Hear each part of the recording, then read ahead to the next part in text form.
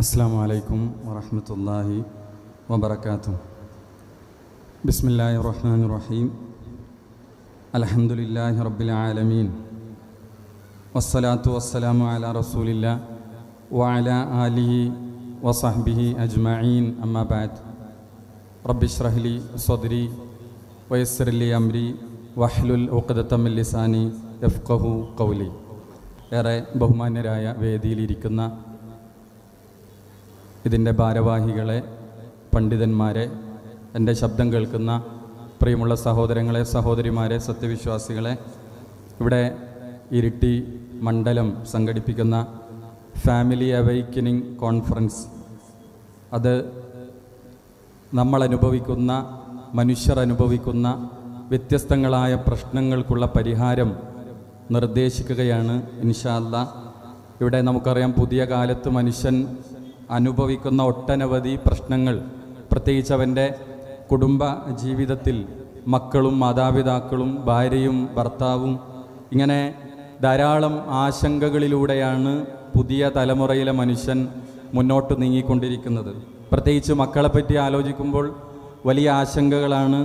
പ്രണയത്തിൻ്റെ, അതേപോലെ തന്നെ സോഷ്യൽ മീഡിയയുടെ കുരുക്കുകളിൽ, ലഹരിയുടെ ചതിക്കുഴികളിൽ, ആത്മഹത്യകളിലേക്ക് ഒക്കെ എത്തിപ്പെടുന്ന വലിയ ദുരന്തങ്ങൾ നമ്മൾ പുതിയ കാലഘട്ടത്തിൽ നമ്മൾ ഓരോ ദിവസവും അതിൻ്റെ വാർത്തകൾ കേട്ടുകൊണ്ടിരിക്കുകയാണ്.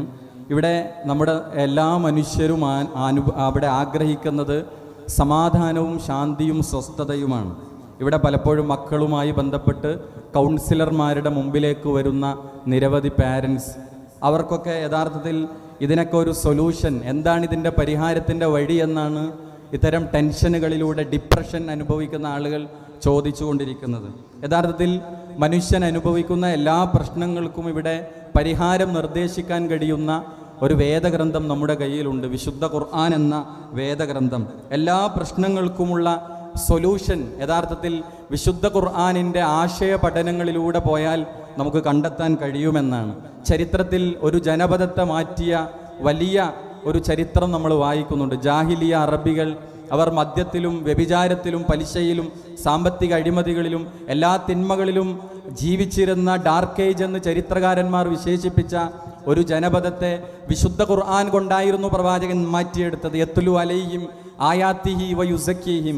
വിശുദ്ധ ഖുർആനിൻ്റെ ആയത്തുകൾ അവർക്ക് ഓതി കേൾപ്പിക്കുകയും അവർ സംസ്കരിക്കുകയും ചെയ്തു.